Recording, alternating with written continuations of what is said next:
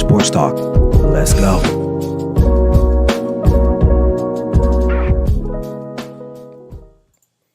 Good morning, everyone. How you guys doing? It's me, your boy Ryan Flowers, aka Clutch Sports Talk, in the house, and it's Sunday, and you know what that means. It's another edition of NFL Sunday Morning with me, Ryan Flowers. Man, we got lots to get into today, man. I got to talk about Tua.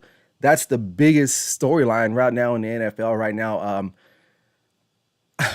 I'll give you my thoughts on that on the flip side. Other news, I got to talk about week 4 predictions. We're going to dive right into that. Lots of games to get into. There's a game going on right now at halftime, I believe, the Minnesota Vikings taking on the Saints in England at Tottenham Stadium. I think right now the Vikings are up 13-7 up against the Saints. And then finally, my clutch picks of the week. I got 4 of them. I finished 2-2 last week. I'm overall 6-4 with my clutch picks of the week. So I'm above 500, but looking to kind of get some more winning action going on over there. So, hey, without further ado, man, I want you guys to pull up, get your coffee, orange juice, mimosa, whatever it is that you're sipping on. So sit back and relax and enjoy the show. This is Clutch Sports Talk, NFL Sunday Morning with me, Ryan Flowers. Let's go.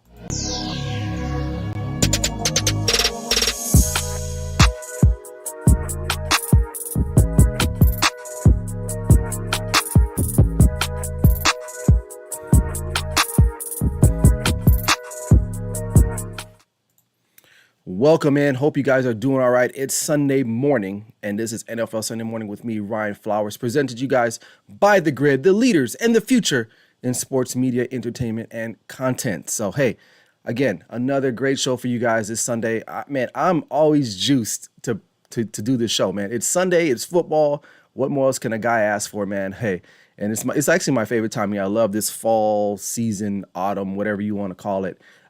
Just because of the holidays and whatnot, but like I said, man, like football makes me excited. This is what I love doing for you guys. So I'm glad you guys are able to hop on and join and watch the show. So where do we start? So if you don't know, or you haven't seen the footage, Tua Tagovailoa suffered apparently a head injury. Right. I think we all knew that going into this game on Thursday night against the Cincinnati Bengals. Not sure how he did not enter the league's concussion protocol. So if you haven't seen the clip, here's the clip right here for you guys. I mean, oh my God. Look, I mean, this was a very scary moment. I ain't going to lie. This is a very scary moment because, I mean, look at his hands. He looks like he's like in paralysis. They carted him off. You know, but the sad thing about this is that this is a part of the game, but this is the crazy part right here. So this happened literally last week Sunday against the Bills. He got hit. He gets up woozy. He's trying to shake it off because he's a tough guy. He's a quarterback. Stumbles. And And really, he should have probably never came back to the game. And I think that's the issue. Now, people on social media, there's some people out there that are just like, well, the Dolphins, they weren't responsible for him. Yes, they were. Listen, as a former athlete myself, and trust me, I didn't play like in the NFL or a high level college, but I'm saying is that, listen, athletes are always going to want to play for the most part. It's up to the institutions, the organizations to save these athletes from themselves. And in this particular case, the Miami Dolphins did not do a good job. Mike McDaniels, although I don't feel is a bad guy or a bad coach, I think he probably got caught up in the moment a little bit. They wanted to win that game. Now he'll say that, player safety is first and foremost. He'll say that, of course. But in the middle of that game, it's a heated game. It's a big game. It's a divisional game. He couldn't afford to lose his starting quarterback. They took him off. I believe they took him in for a couple minutes. He passed some type of testing, and he was right back in the game and ended up winning the game. And then the following reports after that was that, it wasn't even a head injury. It was his back and his neck. Now, I've had back problems and I've had ankle problems, but I've never gotten up like that, looking like that after taking a shot to the head. Now, I've had concussions in the past, and believe me, that's not a joking matter. Concussions are a very serious part of the game. That's the one downside about football, is that you have to be aware for concussions. That's just what it is. And so therefore, they sent him back in. And then on top of that, they let him play Thursday night. Now, the injury that took place on Thursday night, look, that can happen to any player, any game. It doesn't matter. But what makes this worse is that literally Thursday, Wednesday, Tuesday, 4 or 5 days earlier, this man suffered that same type of injury, and it was basically just swept under the rug. Now, what's happened since then? The doctor, I believe, that did the preliminary examination on Tua has been fired. Okay, but pretty much that's it. Now, if you talk to Tua, he'll tell you, I'm okay, I'm good to go, and you can't listen to him. Right now, you have to look at him like he's a child, and you have to make a decision for him. Of course he wants to play. He's in the National Football League. He's a quarterback. Not only is he a quarterback, he's a starting quarterback in the National Football League. There are not too many of those guys walking around, and so he feels like in his mind, if you go inside the psychology of an NFL player, he feels like his job is on the line. Okay. We got our first comment of the day. We said, the Grid Network says, who do you think is to blame the most? Honestly, I think it's the Dolphins. It's the Dolphins organization overall. I think that they had to step in. And here's the thing about the Dolphins right now. They're in some hot water as it is already. Don't forget the Brian Flores situation, right? He's suing them for whatever case that he's suing them for. And then you get this, right? So obviously it doesn't appear from the outside looking in that they take care of their people. And ownership definitely, during the game, I would say that it's up to the coaching staff and the medicals. There are people literally watching. There's spotters up top in these press boxes, and they're looking for this type of injury. And so how was that? I wouldn't say it was missed. I think they were aware of it. I think some people just, they didn't have the authority to take him out of the game. And then the fact that they took him out in the Buffalo Bills game and they did some type of quirky procedure and he passed it. Come on, man. If you look at that tape, honestly, the guy had a concussion. And they let him play, and then they let him play the following week on a short week, mind you, right? And so I feel like overall the Dolphins are responsible, and that includes Mike McDaniels because he's the head coach, okay? Now, in his presser, he's like, I care about the player safety, and I get all that. And I don't think he's a bad guy. I think what happened was he just got caught up in the moment, and what could you do?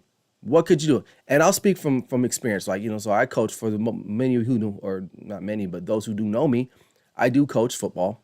And there have been times where I've seen a kid get rocked and his bell rung, and I'll pull him aside and I'll pull him out, and then here comes the parents running down the bleachers and say, hey, get my kid back in. And I'm like, look, this kid's got a concussion, man. It's not safe for him to come in. It's not worth it. Especially for those young individuals, it's not worth it. You got a lot of football left in you. And Tua's still young. He's got a lot of football left in him, but he's got to make sure that he is healthy prior to him coming back. And it's going to be an uphill battle because, listen, he's had 2 concussions literally within days of themselves. Days. It's hard to battle back from one alone, yet alone 2 within a couple days of themselves. So if it was me, now this is where the Dolphins can kind of make amends or rectify their decision making, this last week and say, listen, Tua, you're going to sit down for a month. If that means you missing 4 or 5 games, it is what it is. If they truly care about this player, okay? If not, then, we all know that there's some underlying factors in the NFL that they care about player safety, but they don't because they have these stupid rules that really don't really make sense, like trying to get rid of kickoffs or not allowing the kickoff return team to hold hands or lock up before they go, like stupid stuff like that, And then they added the extra week, right? So there's a lot of contradictory. And in this particular case, this was pretty clear cut. There was no gray in this involved whatsoever. This guy needed to not play. And I got some comments on social media by some ignorant people. One guy had commented and was like, "Hey, well, it wasn't the Dolphins that slung Tua down on the ground." Yes, you idiot. I understand that. Okay, but they had they had a responsibility to him as a player, as a human being, to not thrust him back in that game, regardless of what he says. Of course he's going to want to play. Hell, he's saying he's ready to go right now. Now, would you do that? Would you, if this was your child, right? If this wasn't the NFL, would you allow your kid to go back in a game like that? That's the question you need to ask yourself. And you got all these ignorant ass people out here that just, they're trying to make football soft. I get it, man. There's some things I don't agree with some of the rules that they're making, but really, football at its core is not soft. It's not soft, man. These are warriors. These are men. These are, from the little kids on up to the professional leagues. It's a brutal and violent sport, and we have to take care of our players. And in this case, the NFL failed, number one, and then the Miami Dolphins failed him. Now, should Tua can he be blamed a little bit? Yeah, he's going to have to look at himself in the mirror and say, man, is it worth it? Is it worth it? Because who knows, man? Maybe he might be more susceptible to concussions moving on in his career. And that's something he's going to have to deal with. I mean, that, like, from a Cowboys fan, that's what pretty much railroaded Troy Aikman's career, right? Those concussions, Steve Young, concussions. And you don't know what the after effects are, right? They're young right now. They're vibrant. They can bounce back from things. But 20 years later, that has to have some type of damage or something to your brain. So, if I'm Tua, if I'm his family, I got to reel him in and I got to say, listen, man, we love you, but you got to chill out. You got to at least rest 3-4 games at a minimum.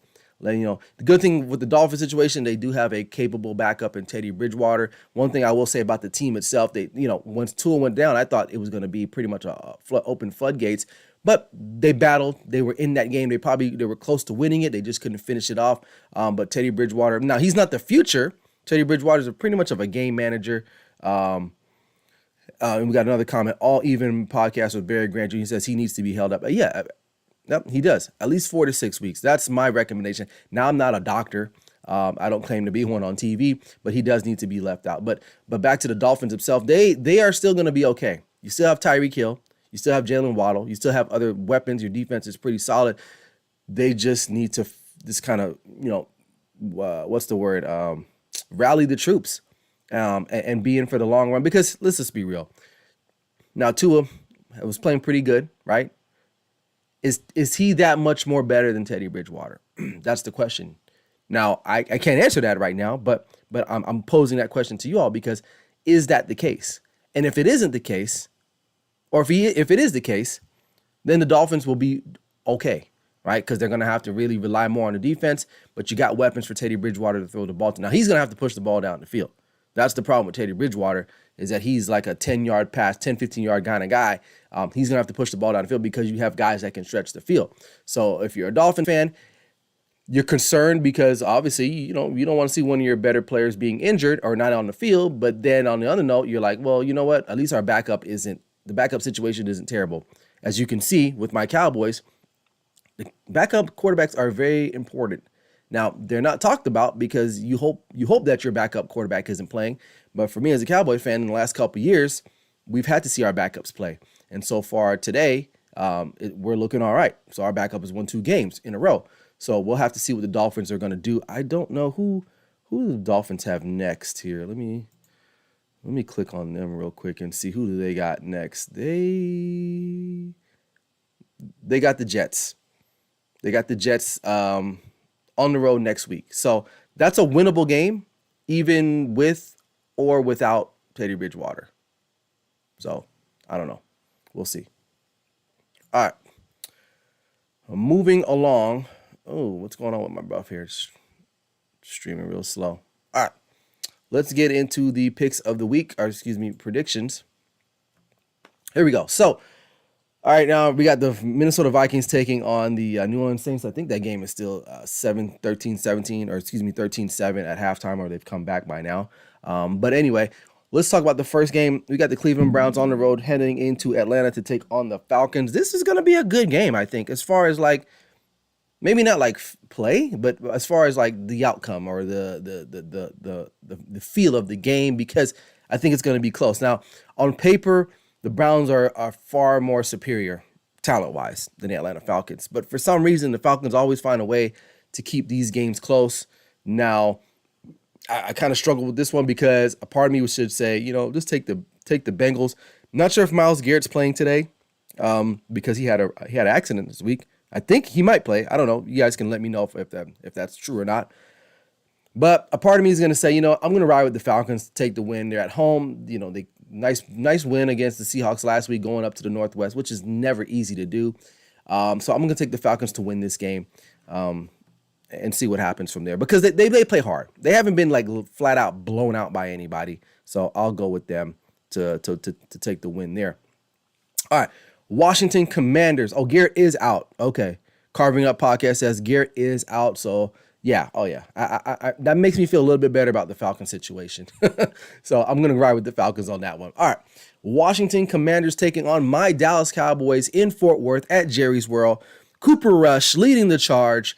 Washington Commanders, listen, Carson Wentz, they have some offense. They've got some offense. Okay. But lucky for us, the Cowboys, is that our strength is our defense. We will get after Carson Wentz today. Micah Parsons is on a tear right now. I think he's on a what's the estimated sack? I think it's like in the 30s, if I'm not mistaken. Maybe, or maybe I'm tripping. I don't know. Let me know. But they're playing. The defense is playing pretty well. Lights out for the most part. They will get a little challenge today because they are playing some guys on the offensive side that can move the ball.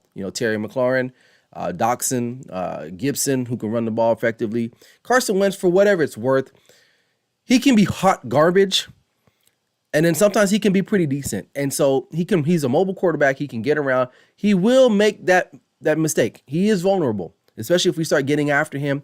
So I like the Cowboys to win this game, even with our backup, Cooper Rush. Will improve to 3-1 before the big tilt next week against the Rams and Inglewood. Hopefully Dak Prescott will return.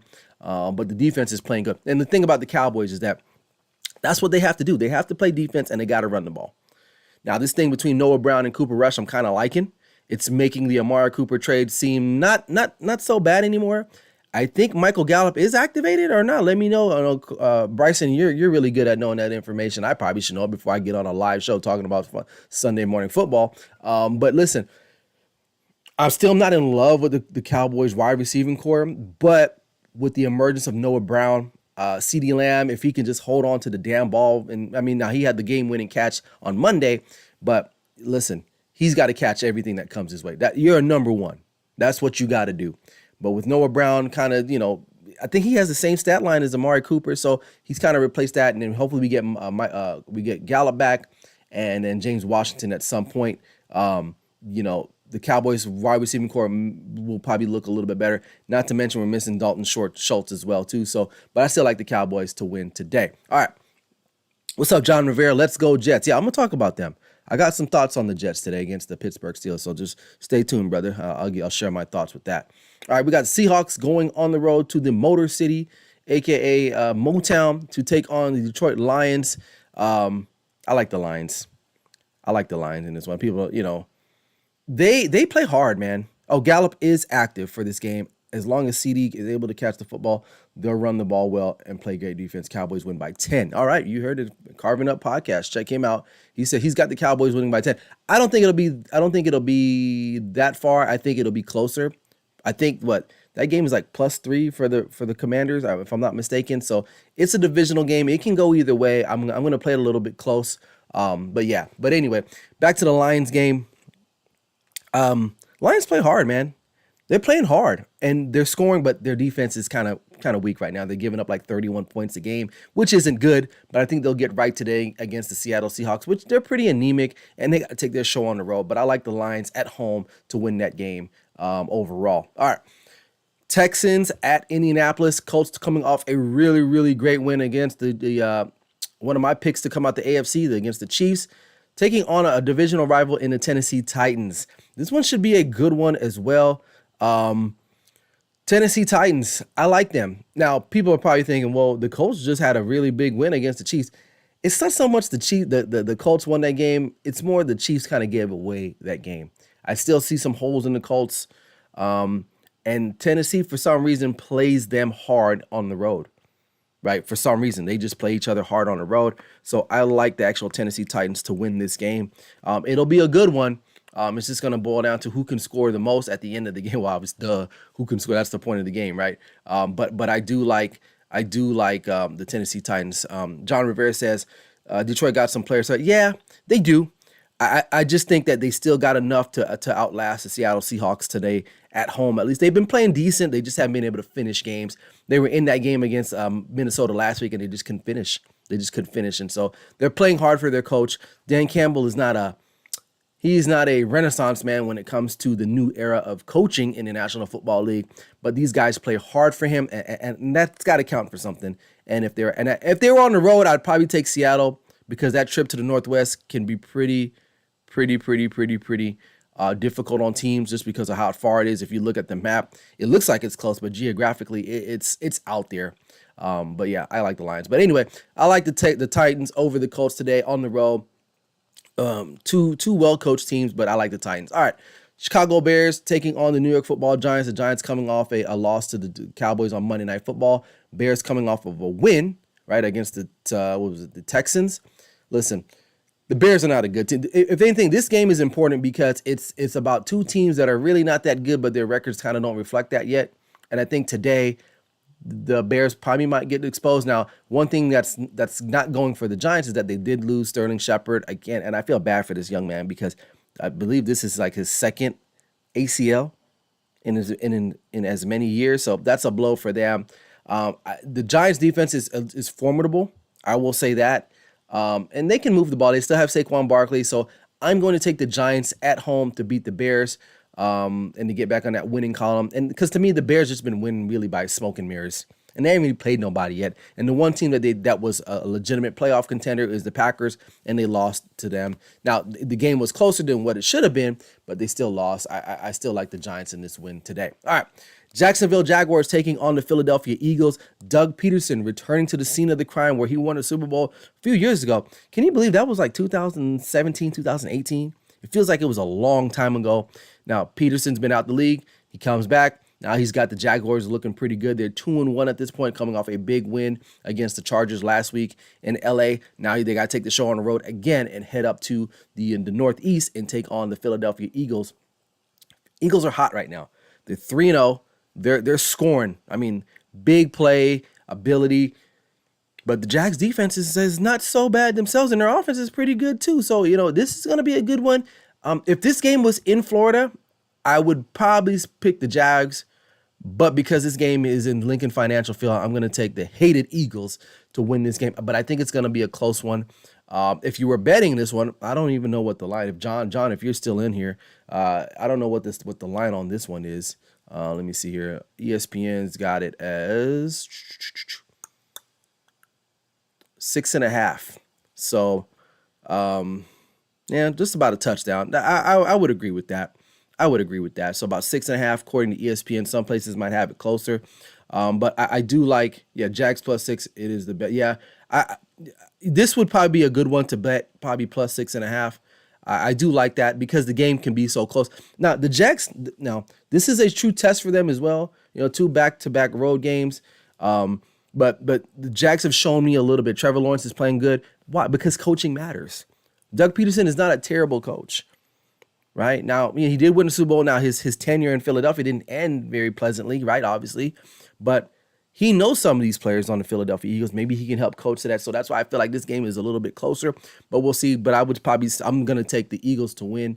But if you're a betting man, the +6.5 on the Jags would be probably a lock, as they're saying in the comment section. Next week I'm going to work on trying to get the comment section to be viewed on the screen. I'm still working on that. So working on a new streaming platform. So figuring all the quirks out. But yeah, I do like +6.5 on the Jags, but I like the Eagles winning the game. All right. Let's see. We got the Jets and the Pittsburgh Steelers. This is a tale of two teams that don't do things very well on third down. Now, my buddy Alfred, I forgot his last name, Passard. He runs the Jet Fuel. It's a Jets podcast. He's part of the Grid Network. Again, remember the Grid, everyone. The Grid, the future, and the leaders in sports, entertainment, and media content. So check us out on the Grid right there. But anyway, he made a really good point on his podcast I was listening to yesterday. The Jets on defense on third down are terrible. As Charles Barkley would say, terrible, right? Or terrible, whatever he says. And then the Steelers, they suck at third down conversions on offense. They're both at the bottom of the league in that respective category.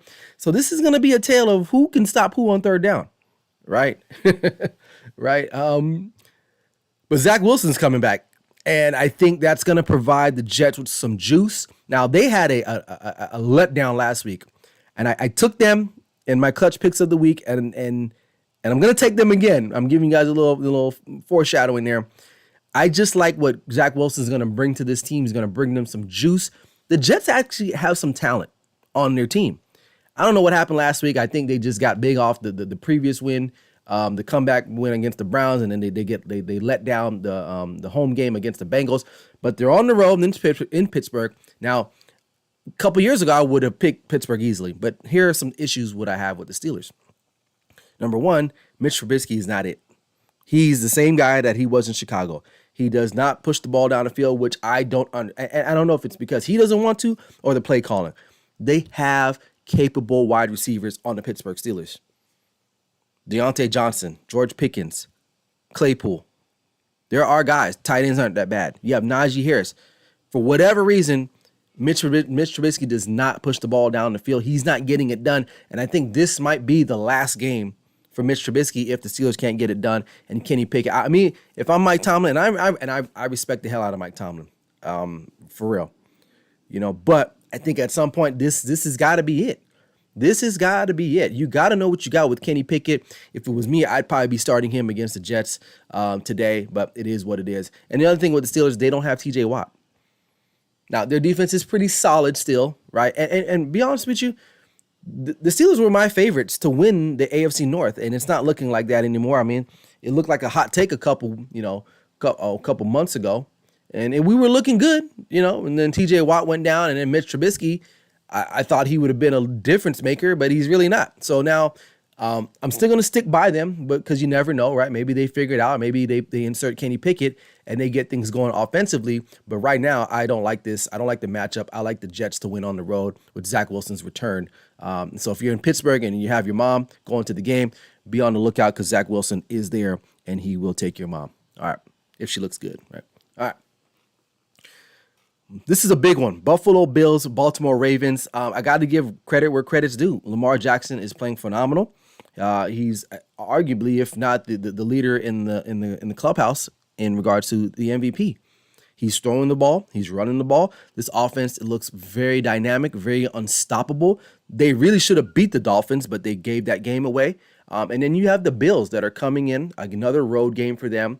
Their secondary is still depleted. They're still Josh Allen dependent. Now, I still like them overall. They're still a good, well-coached team.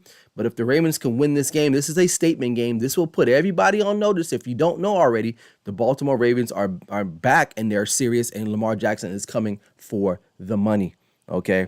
Give me my money in cash. That's what Randy Moss said, right? So I like the Baltimore Ravens to win this game. Not a blowout, but what's the line on this one? This one is at -3, and they got the Bills as the favorite. I don't know about this one. I don't know. I think the Ravens should probably be favored in this game, if they're at home too, if I'm not mistaken. So I'm not sure, but maybe the odds makers they know something else about the Bills game. Carving Up says, put some respect on Lamar's name, Ryan. He's pulling an Aaron Judge and betting on himself, both to get paid this offseason. Yeah, I mean, I'm putting respect on, and Bryson knows I'm not a fan of Lamar Jackson like that. As far as like, oh my God, he's the greatest thing. Like, he's good. He's good, man. Like, he's very, very, very, very talented, right? He's electric. He's elusive. But I'm more of a throwback, a traditional quarterback kind of guy. I don't mind if quarterbacks run, but at some point that catches up to you. But right now it's working. It's working. He's catching lightning in a bottle, so there's nothing I can say. I mean, I look like the idiot right now, right? But it's coming. I'm not preying on his downfall. I don't prey on other people's downfalls like that. But we've seen this before in the past, and it's the postseason that matters to me. Now, if he does this in the postseason and goes on a run, that's how legacies are cemented, right? It's what you do in the postseason, and that's any sport.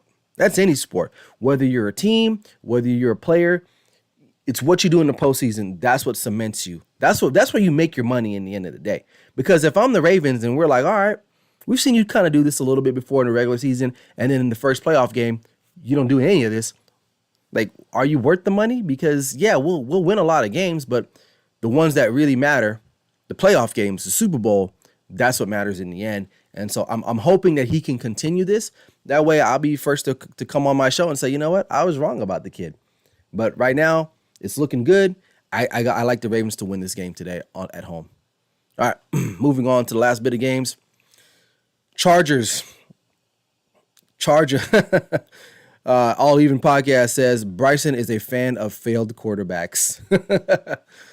Yeah, and my guy is up there too, Dak Prescott. But that's another topic for another day. We'll just leave it as it is. All right, Chargers coming into Houston. I don't know, man. This one is kind of weird because Chargers are favored -6, but they got a lot of injuries. You know, your Pro Bowl left tackle's out for the year. Now, luckily, they're playing the Texans, who play hard for the most part. They're not going to just get folded up. And if I'm not mistaken, I believe the Texans beat the Chargers last year. So there's a good chance that this can happen again because this is the Chargers, right? Justin Herbert, I think, is a phenomenal talent, but he's just on a cursed team. Now, the Chargers on paper have one of the best rosters, man, but they just can't seem to get out of their way, and then they can't shake the injury bug. So, my mind's telling me the Chargers should win this game over the Texans, but I don't know. The Texans are at home. Chargers are hurt. I think I'm just going to go with the Chargers to pull out this game. Somehow they're going to pull this out because the Texans just don't have enough talent to win that game. All right. Arizona Cardinals going on the road to take on Baker Mayfield and the Carolina Panthers. This is a big game for Baker. Okay. With Sam Darnold coming off the IR very soon, Baker Mayfield is going to have to pick it up a little bit. He's going to have to pick it up because listen, they're 1-2 right now. Offense really ain't looking that great. Okay. And it's not all his fault, but he's the quarterback. So he shoulders most of the blame, right? Now, the Panthers went ahead and went and traded for him, and they started hitting him over Sam Darnold after they gave Sam Darnold some good money and an extension. So if it doesn't work out for Baker in this game and probably following the next game until Sam Darnold comes back, my best guess is that he'll be out. He'll be holding the clipboard. Sam Darnold will come in, and Matt Rule will be done at the end. I think Matt Rule's done at the end of this year anyway. He just needs to go back to college. All right. Now the Cardinals, on the other hand, good come from behind win the week before against the Raiders. The game that they should have lost, right? Then you come back home, you lose to the Rams. You got to go on the road. I like the Carolina Panthers in this game overall, just because I don't know what I'm getting with the Cardinals. I just don't know what I'm getting with them. They're still missing D-Hop. They've been outplayed in majority of these games. And I just don't think that. I think Carolina still has a little bit more oomph to get the win. Let's see what we got going in the comment section. We got Carving Up Podcast in response and in retaliation to Barry's comments. He says, MVPs are about to get 300 million. Aren't failures, my guy. 100. Yes, they're not failures in a sense from a financial fiduciary responsibility. But in regards to results on the field, yes. But at the end of the day, they're getting paid. So, yeah, they're the real winners because they're getting paid large, right? All right. Carving Up also says Baker is a failed QB. Yep, I would say so. And then John Rivera says Sam sucks. Laugh out loud. Remember, suck for Sam, right? So, and it's funny with Baker Mayfield and Sam Darnold, they were taken in the same draft class. One thing about these quarterbacks, I'm kind of getting sidetracked just a little bit. You got to look at some of the talent they're playing with, man, and a lot of that really, really, it benefits them in college. And of course, why would you not look good if you didn't have talent, right? So when these guys go to the NFL and whatever teams they're going to, they don't have the same talent. We're seeing that with what happened with Tua. You give him Tyreek Hill and Jalen Waddle, he looks way better automatically, right? But if you don't have him, you don't have those guys. They look terrible. And the problem with Sam Darnold, he went to the Jets. They didn't have any talent. They didn't know what the hell they were doing. Hell, they still don't know what they're doing, right? And then he gets traded. He goes to Carolina. A little better echelon in talent as far as Robbie Anderson and DJ Moore. But still, these are guys are not that like that people are like, oh my God, like, you know what I mean? And Christian McCaffrey's always hurt. And then you have a coach that really he's in over his head. Okay. So you just never know. And Baker Mayfield, same thing. He played at Oklahoma. He's throwing to like CeeDee Lamb and all these other guys, Hollywood Brown. He's throwing to elite guys, right? And then you go to Cleveland. Now, one thing about Baker Mayfield is that he did have talent around him and he still sucked. So he is what he is, right? But what anyway, I like Carolina to win this game at home. So we'll move on from there. All right, Patriots at Green Bay. Green Bay all the way. I don't know if McCorkle's playing. I don't know if he's playing now. John, he says, hey, now in reference to the Jets, they don't know what the hell they're doing.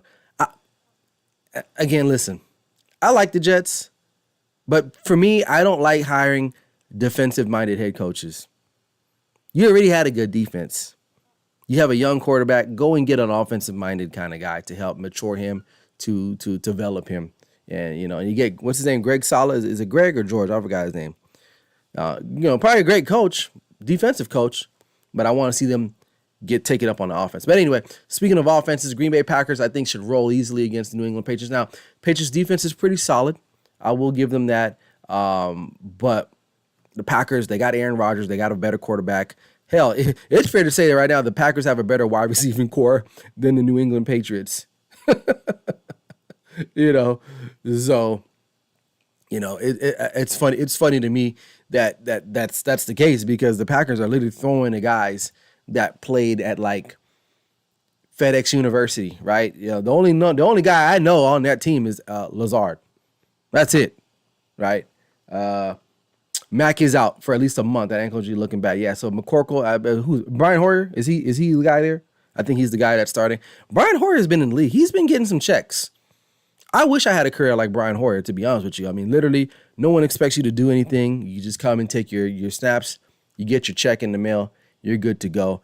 And, and he bounced. This is like his third, fourth time back in New England. Like, he'll leave, he'll come back, he'll leave, and he'll come back. So it is what it is. I think Green Bay should win this one easily, and they'll be all right. We got this is a big game out here. Big game out here where I live here. Denver Broncos taking on the Las Vegas Raiders. Broncos surviving that Sunday night game against the Niners. Again, they probably should have lost, to be honest with you. But they're at home. Their defense is playing solid. But they're coming into Las Vegas, a team that can score the ball. Now, I know the Raiders are 0-3. I know they're 0-3. They got their problems. Their O-line is not that great, right? Their secondary is still garbage, okay? But they can score points. Now, Denver's defense is good. It is formidable. It is formidable. But I think the Raiders get off the schneid today and they improve to 1-3 and they beat the Denver Broncos because right now the Broncos, they don't have an answer offensively. I don't know what's going on over there with Denver. Is Russell Wilson not that good? Is that what it is? Was he more a beneficiary of the system in Seattle at the time? Because if you look at it on paper, they have a good team offensively, right? A solid O-line, for the most part. Wide receiving core, that's pretty good, right? But they can't score. And I think the Raiders in the Black Pearl, that's what they call it out here in Allegiant Stadium. I think the Raiders will get off and get going and get their first win of the year, and which would be big because it'll be a divisional win. And so until the Broncos can show me they can score more consistently, I just don't see them winning this game today. And the Raiders will be ready to go. And I got the Raiders winning that game. All right. Kansas City Chiefs taking on Tampa Bay Buccaneers, a rematch of the Super Bowl a couple years ago. Bucks coming off a tough loss last week. They were missing some guys. I think Mike Evans, Chris Godwin, I know didn't play. I'm not sure what their status is for today. And even if they were playing, I still like the Chiefs to win. I still like the Chiefs to win this game. Something's not right in Tampa Bay. Even if they did have injuries, there's something not right. And I think the Chiefs have something to prove. A tough loss last week on the road in Indianapolis. I think they want to come out on Sunday Night Football and make a statement and let everybody know, like, hey, we're okay now. Tyreek Hill's not here anymore, so they're going to have to find another way. But I still think with Andy Reid, Patrick Mahomes, I don't even include Eric Bieniemy because I don't even think he's just there, right? And that's the reason why Eric Bieniemy hasn't had real consideration for a job. It's not a black or white thing. I just think that people look at him and they're like, well, you're the OC, but Andy Reid calls the plays. So, it's something there why he doesn't get it. But with Andy Reid and Patrick Mahomes, I still think they find a way to win this game. And I believe they're the road dogs, if I'm not mistaken. But it's what, -1, so it's damn near a pick 'em at this point. I like the Chiefs to win that game. All right. Monday Night Football tomorrow. We got the LA Rams taking on the San Francisco 49ers. I like the Niners to win. And people are like, what? They just lost to the Broncos. Listen, Jimmy G's first game back after a shoulder injury. You got to go to Denver against a good defense, prime time. That's a hard position to be in, man. That's a tough spot to be in. You give them another full week. Now they come back at home against a team traditionally they have a lot of success with. Right now, they just lost to them last year in the divisional round of the conference championship game, right? So I like the Niners to win. I like the Niners to win, and to win this game. And so it is what it is. So the Rams, they're still struggling, but I like the 49ers to win this game because at home and Jimmy G will get going. All right. Got some more comments in here. He says, Carving It Up podcast, Hackett is in over his head. Russ definitely deserves some blame, but Hackett's game management makes Mike McCarthy look like Bill. Yeah. Hackett's game management is up. He's Mike McCarthy, Brandon Staley, and Hackett. They're up there for game management. It sucks. Hackett got hired because he's okay. You know what? I'm gonna leave it alone. Yeah. I agree too. I agree with that. But at least one thing I will say, and I'm not justifying it, he was the actual OC. Like, he called plays. Eric Bieniemy doesn't call plays. He's by title is the OC, but I don't know what his footprint on the game plan is because Andy Reid is in control of that. If Eric Bieniemy called plays, I think he might get a little bit more run. But I think when they go into these interviews, he just doesn't know what he's saying. And some of these other guys, they probably know how to interview very well. They probably just do. Like the Hackett's of the world, the Brandon Staleys, they probably just know how to interview on top of some other things, some other underlining features there, right? He says, Carving Up says, I'm with you on the Niners. They won the last 6 regular season games over the Rams. Yep. I think LaFleur called plays in Green Bay, but I could be wrong. Okay, if that's the case too, then yeah, there's some other things going on there as well. But when you get your quarterback, like a Aaron Rodgers, publicly saying, you know what, Hackett is my guy, that kind of bodes well too, because, Aaron Rodgers, regardless of what you think about him, his voice, his opinion means a lot to a lot of some people. And so that's how some of these guys get coaching jobs. Unfortunately, it ain't always about what you don't know, or it's about who you know, right? If Bieniemy doesn't call plays, why is his quarterback yelling at him at the end of the first half? He doesn't call the plays. Right. I think he's like a passing coordinator, or maybe in that particular case, maybe he wired down or it was telling Andy Reid, like, maybe we just need to get out of the half. Right. But consistently, if you go back and look at the history of the Kansas City Chiefs, Andy Reid is the architect of that particular offense. Okay. And I'm not saying Eric Bieniemy doesn't know the game of football. He was, it was a great he was a great player in college. You know, he probably does have a great offensive mind. Okay, but traditionally the offense runs through Andy Reid. You look at the Colts situation. One of my best friends, his friend is the coordinator for the Indianapolis Colts, but Frank Reich calls the plays. So I have some little insight to some of these things. So that's why I'm on here telling you guys this information, because I do have some insight. So yeah, if you look at their on paper, yeah, he has some influence. And then remember, you have like passing coordinators, you got the run game coordinators, there's all these other types of coordinators and coaches within the team, right? But the buck stops with the head coach, especially guys like Andy Reid and a Frank Reich, who called the plays primarily for their team. Now, I don't know the percentage. Maybe Eric Bieniemy does call some plays. I don't know that for a fact. I'm not in their locker room, but from what I understand from reports and information that I've gathered, is that he is not the primary play caller for the Kansas City Chiefs. So I'll leave it at that, but appreciate it. All right, moving on, clutch picks of the week. I got Baltimore Ravens getting the win. I got the New York Football Jets against the Pittsburgh Steelers, even though I was just talking trash about them. I still like them overall. I can still talk trash about them, right? I got the Vegas Raiders getting the win today, and I got the Niners taking on the Rams and winning on Monday Night Football tomorrow. So, man, I'm hoping to go 4-0, man. I'm looking to improve to 10-4. That'll be legit. 10-4. So, you know, I picked some good ones. Some teams let me down, like the Jets, but hopefully they make sure that that you know the I think they owe me one. They owe me one. So we'll have to wait and see. All right. So that's all I got, man. I hope you guys enjoyed the show. Some great comments. Hey, make sure if you haven't already, subscribe to the Grid Network channel. It's right there above. And also hit me up on YouTube on Clutch Sports Talk as well. And also follow me on my Instagram and TikTok at clutch.sports.talk. Hey, it's been a pleasure, man. I hope you guys enjoy the rest of your Sunday. The games are getting ready to kick off in just a little bit over an hour. But hey, that's all I got. That's all I got. So I hope you guys enjoyed the show. We'll see you guys next week for week 5. This is NFL Sunday Morning with me, Ryan Flowers. Like I always say, never settle till the work is done. I'll see you guys later. Peace.